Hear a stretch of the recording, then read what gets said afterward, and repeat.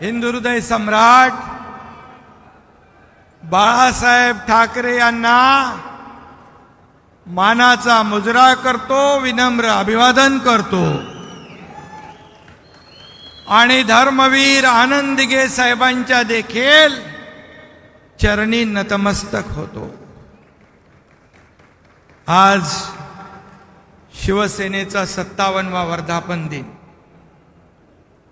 आजच्या या वर्धापन दिनानिमित्त व्यासपीठावर उपस्थित शिवसेनेचे ज्येष्ठ नेते रामदास कदम साहेब, शिवसेनेचे ज्येष्ठ नेते गजानन कीर्तिकर साहेब, आनंदराव अडसूळ साहेब, शिवसेनेचे नेते प्रतापराव जाधव, शिवसेनेचे नेते आणि माझे सहकारी मंत्री गुलाबराव पाटील, आपल्या लोकसभेच्या भावनाताई गवळी, लोकसभेचे गटनेते राहुल शेवाळे, विधानसभेचे मुख्य प्रतोद भरत शेठ गोगावले, माझे विधिमंडळातील सर्व सहकारी मंत्री,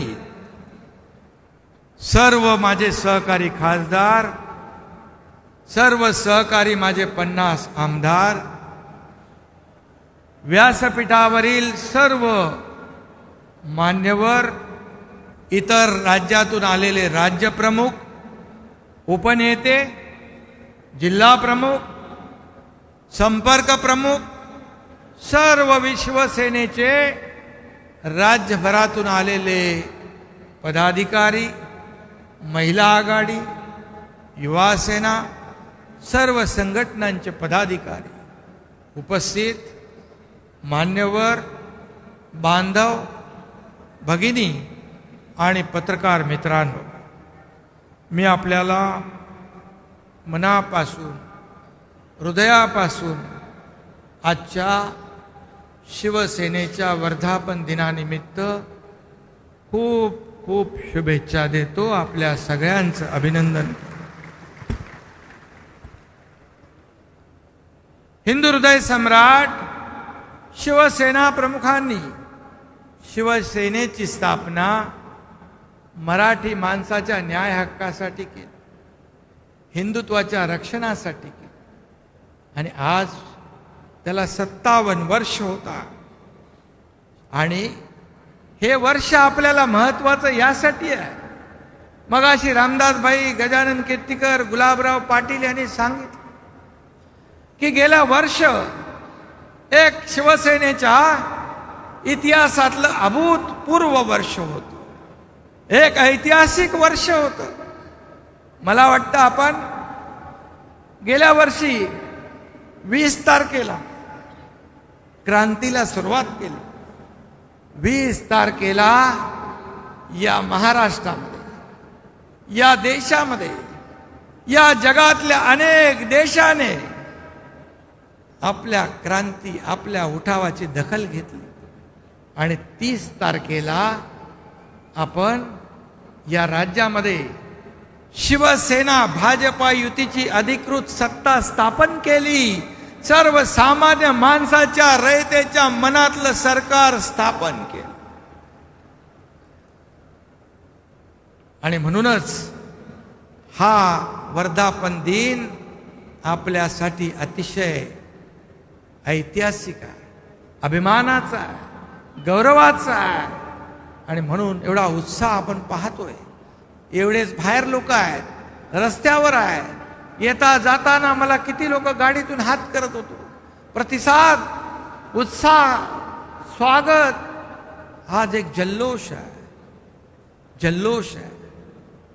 आणि कालही मी ऐकलं कुठलं नवीन काहीतरी सुरुवात झाली, आजही ऐकलं तेच टोमणे, तेच आरोप, दुसरं काहीच नाही, तीच कॅसेट, त्याचं रिपिटेशन। भाई, त्यांना स्क्रिप्ट रायटर तरी बदलायला सांगा, स्क्रिप्ट रायटर तरी बदलायला सांगा, तेच तेच तेच तेच। पण आम्ही आरोपाला उत्तर कामाने देणार, आरोपाला उत्तर कामाने देणार। हेच बाळासाहेबांनी आम्हाला शिकवलंय. हे धर्मवीर आनंद दिघे साहेबांनी आम्हाला शिकवलंय. शिवसेना वाढवली. मगाशी रामदासबाई म्हणाले कितीतरी नेत्यांची नावं त्यांनी घेतली. त्या नेत्यांच्या रक्तातून, घामातून, कष्टातून ही शिवसेना मोठी झाली. आज व्यासपीठावर बसलेले नेते आहेत.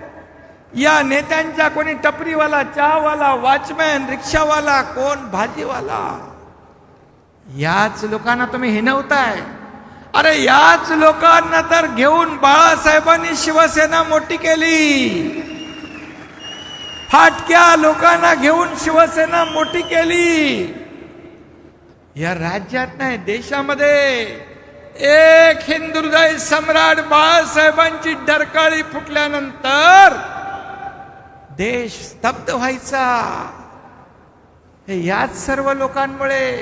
हे समोर बसलेले आपण जीवाला जीव दिला, कष्ट केले, मेहनत घेतली, स्वतः जीव धोक्यात घातला, घरादारावर तुळशीपत्र सोडलं, कुटुंबाची पर्वा केली नाही. मगाशी म्हणाले कितीतरी खून झाले या शिवसेनेसाठी, कितीतरी लोकांचे जीव गेले शिवसेना वाढवण्यासाठी, कितीतरी लोक जेल भोगले शिवसेना वाढवण्यासाठी. तुम्ही कुठे होता?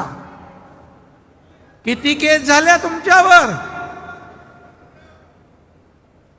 हा एकनाथ शिंदे आज शाखा प्रमुख, ते या राज्याचा मुख्यमंत्री झाला.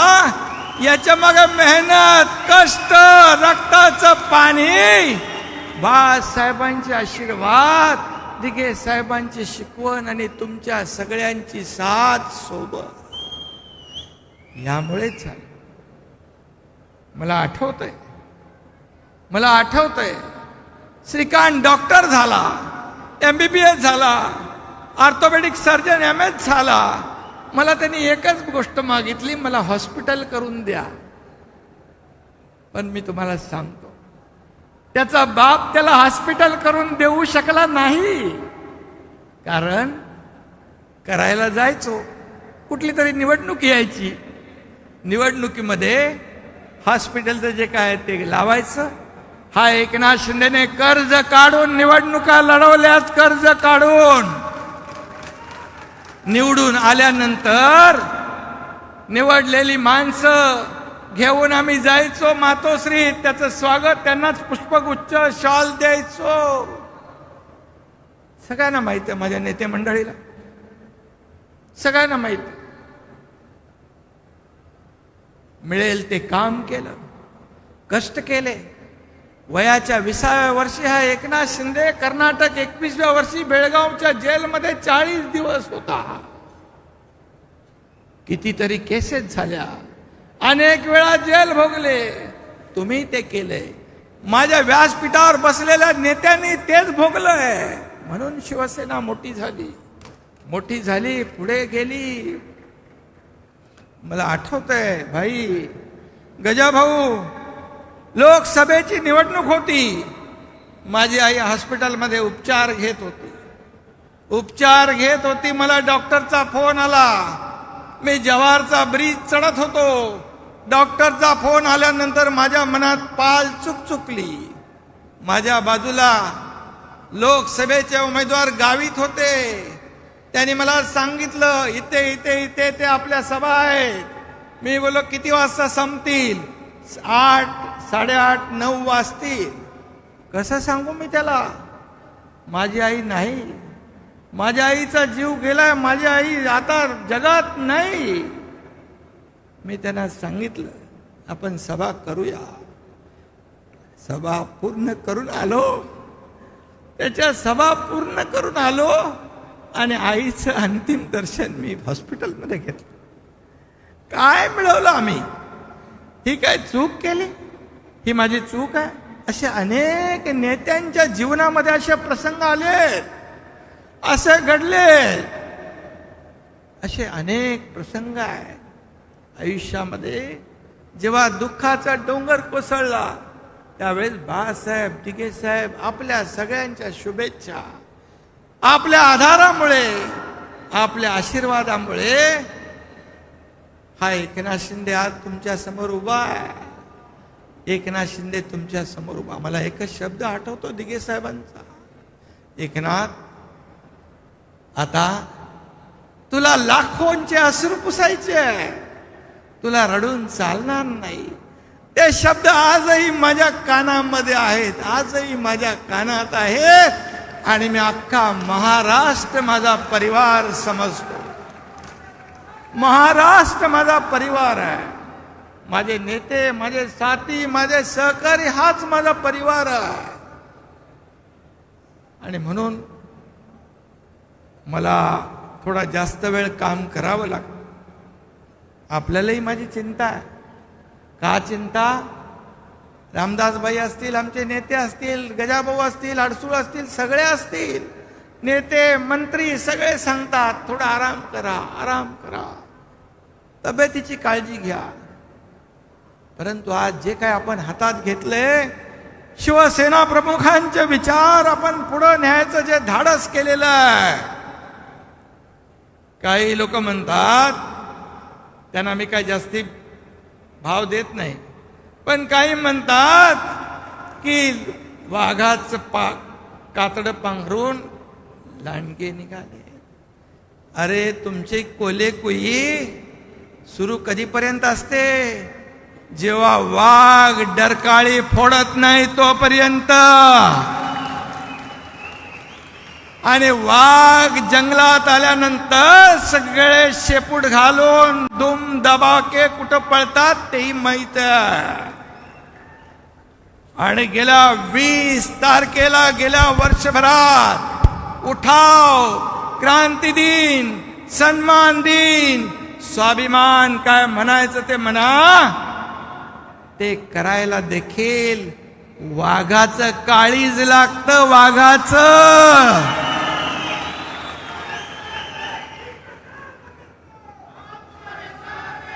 आणि म्हणून आज हा एकनाथ शिंदे आज या राज्याचा मुख्यमंत्री असला तरी सुद्धा मी आपल्याला नम्रपणे मी सांगतो, माझ्यात काय तुम्हाला बदल जाणवतोय? मुख्यमंत्री बनायच्या अगोदर मी कसा होतो, आता कसा आहे? तसाच आहे ना. त्यामुळे माझ्यात काही बदल झाला नाही, होणार नाही.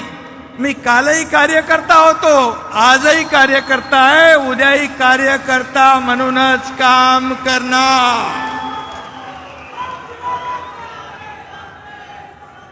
तुम्ही आमच्यावर आरोप करताय. काल आरोपामध्ये म्हणाले,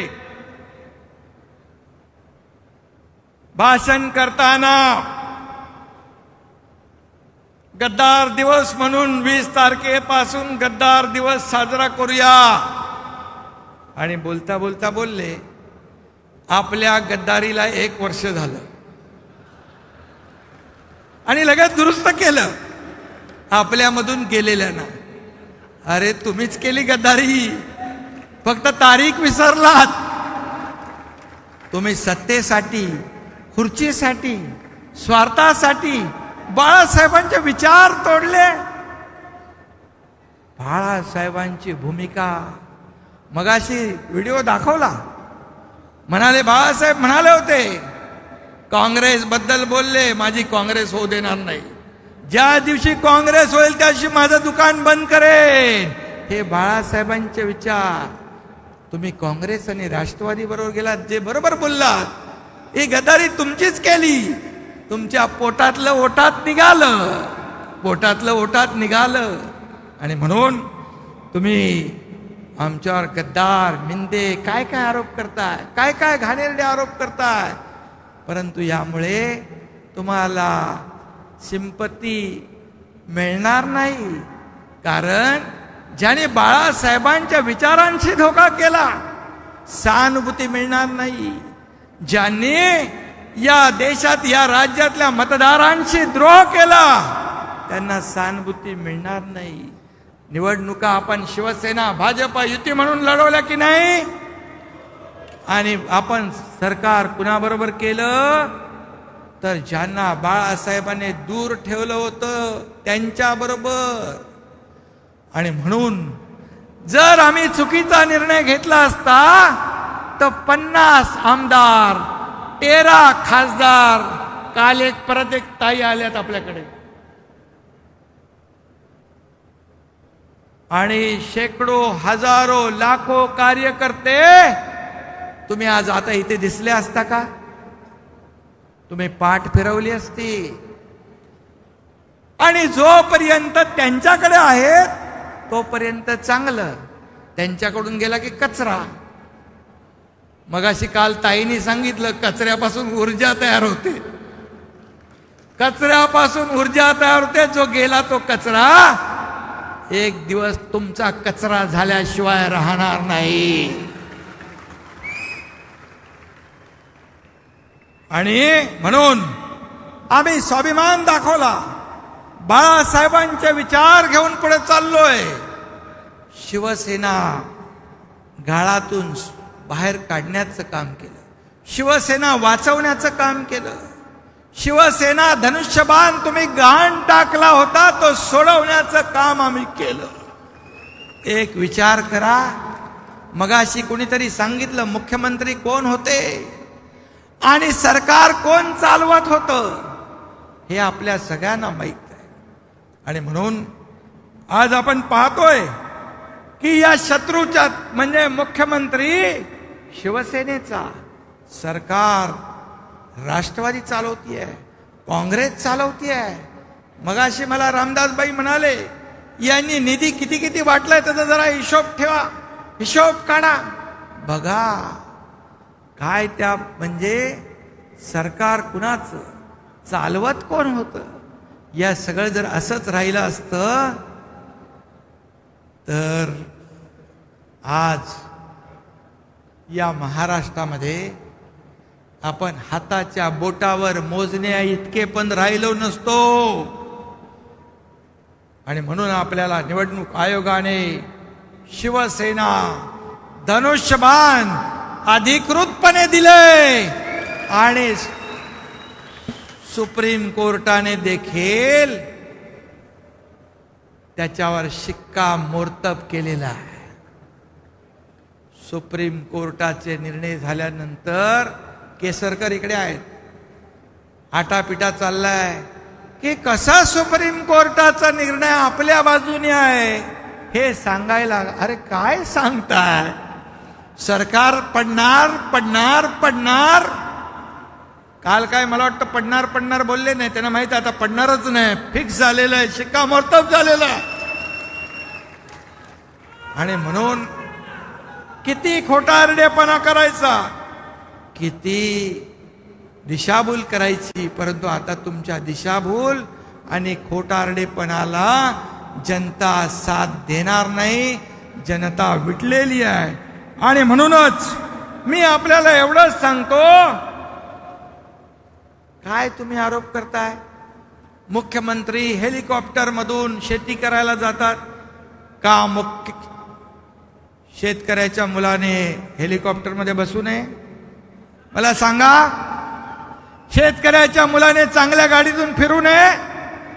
मी मुख्यमंत्री म्हणून जातो हेलिकॉप्टरने, पण गावात गेल्यानंतर शेती करतो शेतकरी म्हणून. तुम्ही सरकार चालवायचं सोडून गाडी चालवत होता. अरे मी गाडीतून जेव्हा जातो तेव्हा फायली घेऊन जातो सह्या करायला, रस्त्यात सही करतो. सगळे लोक इकडे आहेत, सगळे लोक इकडे आहेत. मला सांगा, आतापर्यंतच्या इतिहासात गेल्या 2.5 वर्षात जेवढ्या सह्या झाल्या होत्या तेवढ्या सह्या त्याच्यापेक्षा किती पट मी केल्या असतील? एका दिवसात करून टाकल्या. कारण अगोदरचे मुख्यमंत्री पेनच ठेवत नव्हते. माझ्याकडे 2-2 पेन आहेत. माझ्याकडे 2-2 पेन आहेत.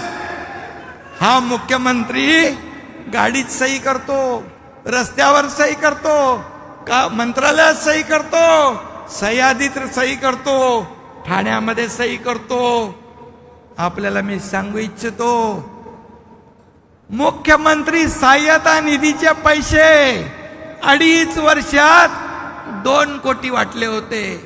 या पट्ट्याने 11 महिन्यात 75 कोटी वाटले.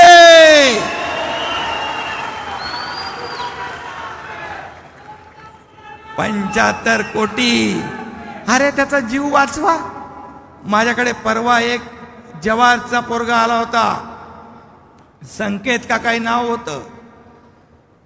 दोन्ही पाय गेले होते, एक हात गेला होता, शॉक लागला होता आणि त्याला मदत मिळाली नव्हती. त्या ठेकेदाराकडून, कंपनीच्या मालकाकडून त्याचा बाप त्याला व्हीलचेअरवर घेऊन आला होता. मी बघितली त्याची परिस्थिती. रामदास भाई, मी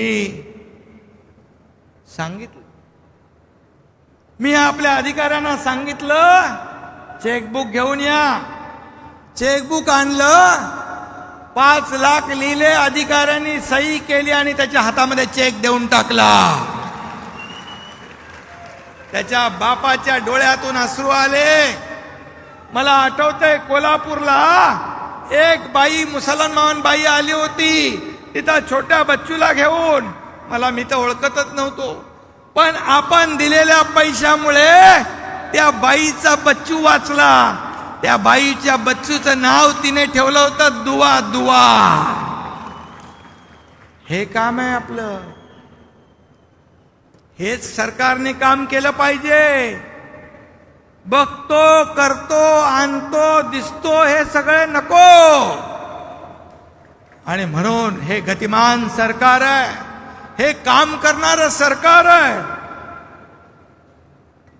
आणि म्हणून रिक्षाची हेटाळणी करत होते, हिनवत होते. रिक्षावाला मगाशी म्हटलो, पण याच रिक्षाने तुमच्या मर्सिडीजला खड्ड्यात घालून टाकलं. हे सर्वसामान्य माणसाची रिक्षा आहे, नादी लागू नका. ही आग आहे. हे सर्वसामान्य लोक, रिक्षा, टॅक्सी, भाजीवाले, टपरीवाले, चहावाले, हे सगळे यांनाच घेऊन बाळासाहेबांनी शिवसेना मोठी केली. आणि म्हणूनच आपण पाहतोय की एका वेगाने पुढे जाती आहे.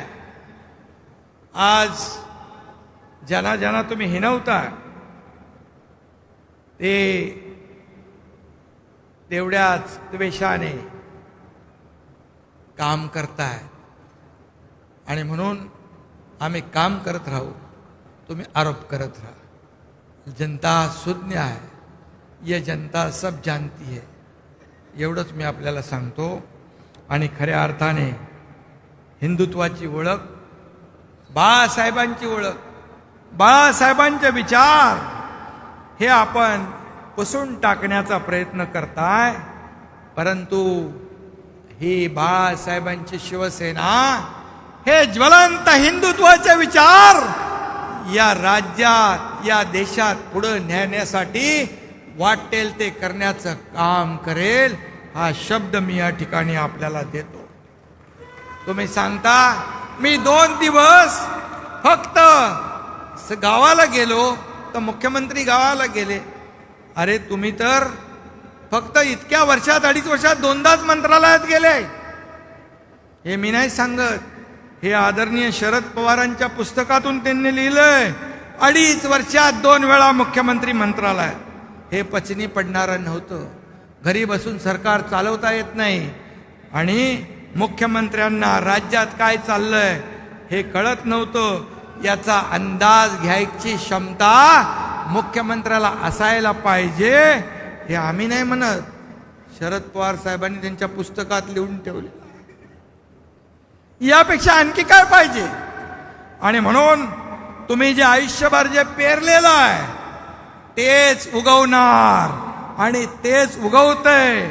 आणि म्हणूनच आपण पक्ष म्हणून आज इथे मोठे माझे ज्येष्ठ नेते इकडे बसलेत. बाळासाहेब पक्ष हा कधी त्यांनी प्रायव्हेट लिमिटेड कंपनी नव्हती बनवली. ते आपल्या सहकाऱ्यांना सोबत घेऊन सवंगडी मानायचे, सहकारी मानायचे. तुम्ही आम्हाला घरगडी समजता, नोकर समजता. आपण नोकर आहोत सगळे. एक राज्याचा प्रमुख जेव्हा दिल्लीच्या बैठकीत माझ्याबरोबर येत होता तेव्हा त्याला फोन आला, अरे नौकर के साथ जाओगे क्या मालिक के साथ रहोगे. त्यांनी भाषणात सांगितलं, अरे ऐसा मालिक क्या काम का, जब से मैं राज्य प्रमुख है तब से मिलता भी नहीं, फोन में बात भी नहीं करता, कुछ भी नहीं करता. ही वस्तुस्थिती सांगतोय. म्हणून बाळासाहेबांनी तुमच्यामध्ये हाच फरक होता. तुम्ही कार्यकर्त्यामध्ये जिल्ह्यामध्ये काय त्याला म्हणतो प्रतिस्पर्धी उभे करत होता. हे कुठल्या पक्षप्रमुखाचं काम नसतं. एकाला एक उभा करायचा, दुसऱ्याला एक उभा करायचा, भांडत लावायचं, मजा बघायची. याचे अनुभवी आम्ही आहोत. आणि ज्या मनोहर जोशी, बाळासाहेबांनी ज्या मनोहर जोशींना मुख्यमंत्री केलं, सर्वसामान्य माणसाला मुख्यमंत्री केलं, तेव्हा भर व्यासपीठात भाई माहिती आहे ना, शिवतीर्थावरून त्यांना तुम्ही कशी कारस्थानं करून, त्यांचा अपमान करून, त्यांना भर सभेतून उतरून घरी जायला लावायचं पाप तुम्ही केलं. हा असा कुठला पक्षाचा प्रमुख नसतो. रामदास भाईंना मी सांगितलं, रामदास भाई बडे हुशार आहेत. मी म्हणालो बिलकुल येऊ नका, यांचं प्लॅनिंग चालू आहे. मनोहर जोशींसारखं करायचं आणि तुम्हाला काय ते सहन होणार नाही, तुम्ही लगेच तलवार काढाल बाहेर. त्यांना सांगितलं तुम्ही येऊ नका. त्यांनी माझं ऐकलं आणि त्यांना माहीत पण, त्यांना त्याचा पुरावा पण मिळाला. असं काम करायचं नसतं. पक्षप्रमुखाचं, अध्यक्षाचं हे काम नसतं. पक्ष वाढवताना सगळ्यांना सोबत घ्यायचं असतं. कोण चुकत असेल त्यांना बसवून मिटवायचं असतं. तुम लढो हम कपडा संभालता, हे पक्षाचं काम नाही, हे पक्षप्रमुखाचं काम नाही. मी त्यांना सांगायचो कार्यकर्ते मोठे करा. कार्यकर्ते मोठे केल्याशिवाय पक्ष मोठा होत नाही. परंतु त्यांना विश्वास स्वतःच्या नेतृत्वावर नव्हता. त्यांना मास लीडर नको होता. त्यांना दरबारी राजकारण पाहिजे होतं. चांगलं भाषण करायला लागला की त्याचं भाषण कट. का गुलाबराव, रामदास भाई, असा कधी पक्ष मोठा होतो? असा पक्ष मोठा होत नाही. जो ज्याचा गुण आहे त्याला तुम्ही वाव दिला पाहिजे, संधी दिली पाहिजे, तरच पक्ष मोठा होतो. का तुम्हाला एवढी इनसिक्युरिटी? अरे एवढे लोक जात आहेत, त्याचं आत्मपरीक्षण तर करा. का चाललेत? सगळ्यांनी खोके घेतले. 50 खोके, 50 खोके, 50 खोके. अरे लाखो लोक आले, एवढे खोके कुठून येतील? पण त्यांना माहित आहे, खोके त्यांना माहित आहेत जास्ती. सगळे खोके कुठे गेलेत? हे एक दिवस या महाराष्ट्रातल्या, देशातल्या जनतेसमोर आल्याशिवाय राहणार नाही. मी आज त्याच्यावर मोकळेपणाने बोलू इच्छित नाही, पण सगळं येईल बाहेर. बाळासाहेब म्हणाले मला एक दिवस या देशाचा प्रधानमंत्री करा. कशासाठी? तर अयोध्येमध्ये राम मंदिर बांधण्यासाठी, काश्मीर मधलं 370 कलम हटवण्यासाठी. आज आपल्या सगळ्यांना अभिमान आहे की या देशाचे प्रधानमंत्री नरेंद्र मोदी साहेबांच्या नेतृत्वाखाली राम मंदिराचं काम सुरू झालं नाही, जानेवारीमध्ये त्याचं उद्घाटन होणार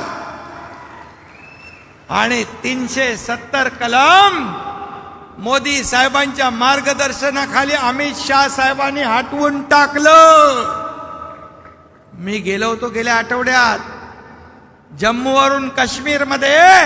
मला अभिमान वाटला की ज्या लाल चौकात तिरंगा फडकवू देत नव्हते, तिरंगा जाळत होते, पाकिस्तानचा झेंडा लावत होते, तिथे तिरंगा फडकताना पाहिला. आणि त्याच लाल चौकात या एकनाथ शिंदेचे पोस्टर पण झळकले होते. आणि राज्य प्रमुखांची बैठक मी त्या लाल चौकातच एका हॉलमध्ये घेतली होती. का 370 कलम हटवण्याची हिम्मत केली म्हणून. 370 कलम हटवण्याची हिम्मत केली म्हणून. मग आम्ही कोणाशी युती केली? आम्ही ज्यांनी बाळासाहेबांचं स्वप्न साकार करणाऱ्यांच्या बरोबर युती केली. मग चुकलं कोण? आम्ही का तुम्ही? हा?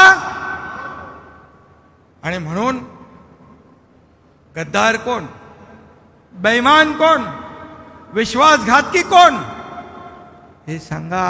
ही जनता सुज्ञ. तुम्ही काय काय उपमा देताय? कालच्या भाषणामध्ये मोदीजी आणि शाह साहेबांना काय किती शिव्या दिल्या. अब्दाली, हिटलर, अफजल खान. अरे ते कुठे, तुम्ही कुठे? साऱ्या राज्याने पाहिलंय की जेव्हा एक नोटीस आली होती तेव्हा लेंडी पातळ झाली आणि गेला तिकडे भेटायला मोदी साहेबांना. शिष्टमंडळ ठेवलं बाहेर, मंडळ ठेवलं बाहेर आणि शिष्टाई गेली आत. हे काय आम्हाला माहित नाही? सगळं माहित आहे. मी एकच म्हणेन, हाती चलताय बाजार. पुढचं तुम्ही माहित आहे, तुम्ही बोला. तो जोपर्यंत बघत नाहीत तोपर्यंत ठीक आहे. बाळासाहेबांची पुण्याई आहे, पण आपल्या मर्यादेत राहा, आपल्या कुवतीमध्ये राहा.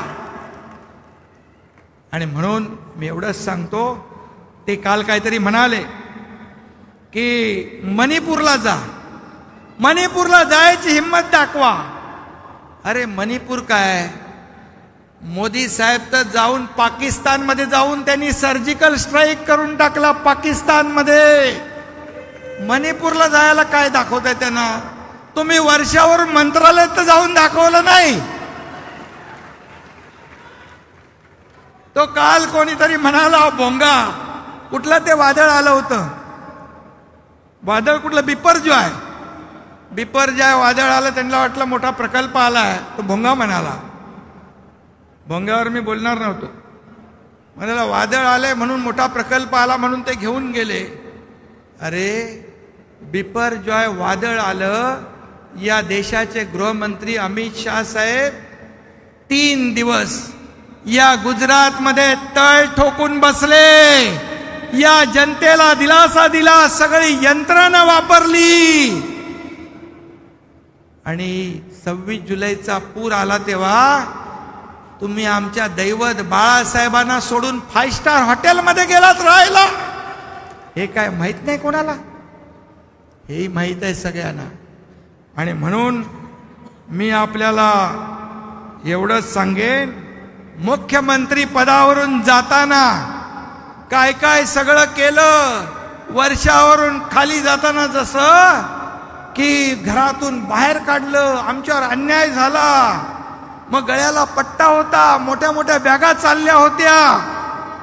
काही लोक रडत होते, काही म्हणजे रडायला लावले होते. जसं काय आपल्या 7-12च्या घरातून आपण बाहेर, अरे कुणाचं मुख्यमंत्री पद, कार्यालय, वर्षा, हे काय सत्ता येते जाते.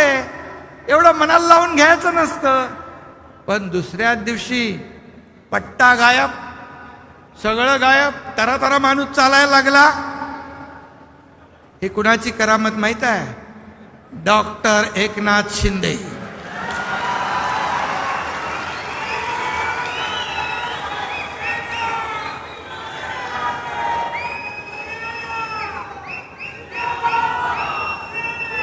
आणि म्हणून आज एवढंच सांगतो, जाता जाता मुंबई महापालिका, आपलं सरकार आल्या आपण मुंबईतले खड्डे बुजवले पाहिजे, कॉन्क्रीटचे रोड केले पाहिजे, कंत्राटदाराचे पैसे कुणाच्या तिजोरीत जाता कामा नये, ते लोकांच्या कामासाठी वापरले पाहिजे. हा निर्णय आपण घेतला. मुंबई बदलतीये, बघताय ना आपण. मुंबई स्वच्छ होते, सुंदर होते. आणि मुंबई तोडणार, मुंबई महाराष्ट्रापासून तोडणार. निवडणुका आल्या की त्याच्यावर तुमचं राजकारण तुम्ही चालू करता. आता जनता मुंबईकर सुज्ञ आहे.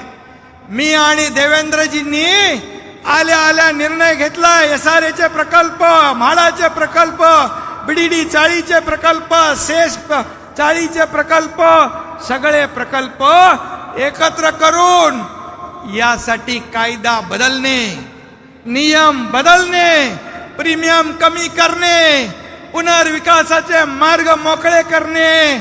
आणि या मुंबईच्या बाहेर तुमच्यामुळे मराठी माणूस आणि मुंबईकर जो मुंबईच्या बाहेर गेलाय त्याला आम्ही परत मुंबईमध्ये आणणार. हा आमचा शब्द आहे. मुंबईमध्ये आणल्याशिवाय राहणार नाही. गिरणी कामगारांनी शिवसेना मोठी केली, या मुंबईला बळ दिलं, त्यांना एकही घर तुम्हाला देता आलं नाही. मी आणि देवेंद्रजींनी परवा 250 चाव्या वाटल्या, पुढच्या 4000 चाव्या आणखी वाटतोय.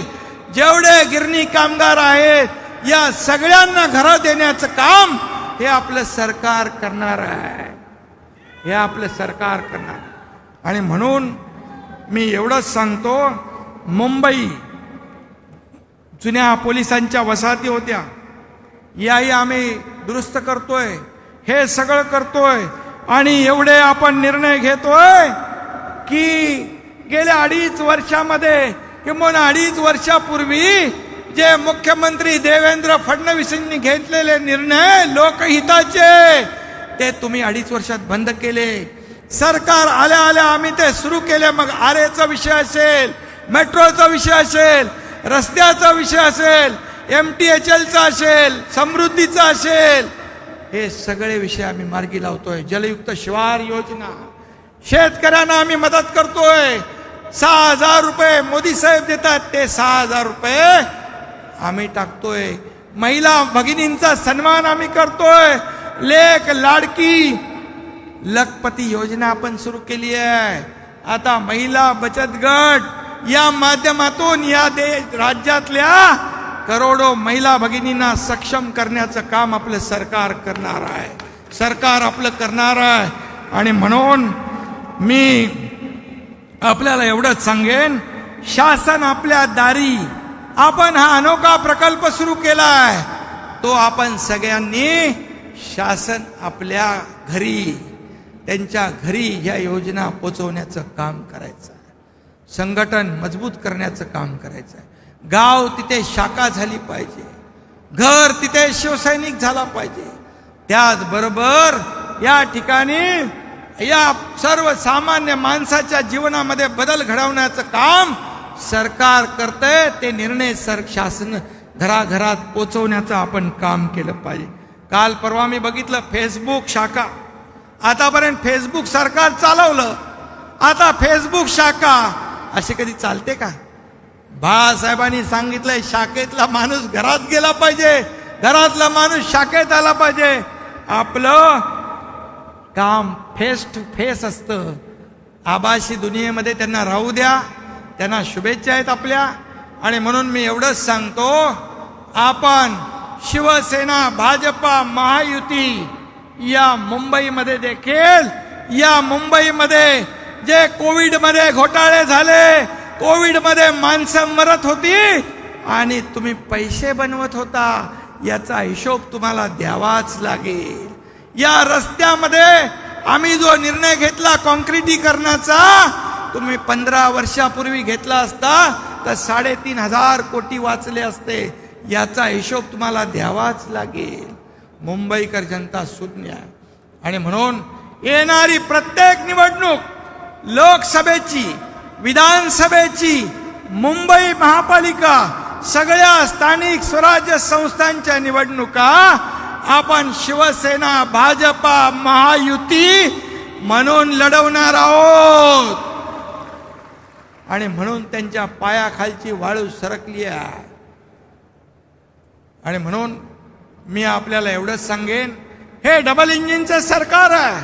या देशाचे प्रधानमंत्री मोदी साहेबांनी आपल्या देशाचं नाव जगभरामध्ये रोशन करण्याचं काम केलंय. इतक्या मोठ्या मोठ्या देशांची अर्थव्यवस्था बिघडत असताना आपल्या देशाची अर्थव्यवस्था 11व्या क्रमांकावरून 5व्या क्रमांकावर आणली आहे. आपल्या देशाला G20चं अध्यक्षपद मिळालंय.